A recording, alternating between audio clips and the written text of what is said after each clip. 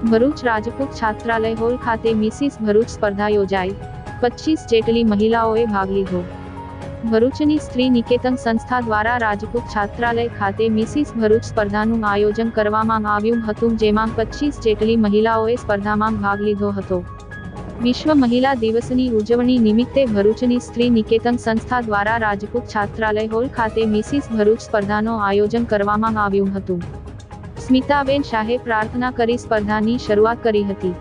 Mrs Bharuch સ્પર્ધામાં કુલ 25 જેટલી બહેનોએ ભાગ લીધો હતો. સ્પર્ધા 3 વિભાગમાં યોજવામાં આવી હતી. આ સ્પર્ધામાં નિર્ણાયક તરીકે નીતાબેન શાહ અને ધ્રુમાલીબેન દેસાઈએ સેવાઓ આપી હતી. રાજપૂત છાત્રાલય હોલ ખાતે યોજાયેલ મિસિસ ભરૂચ સ્પર્ધામાં ત્રણેય વિભાગમાંથી બે વિજેતાઓને જાહેર કરવામાં આવ્યા હતા.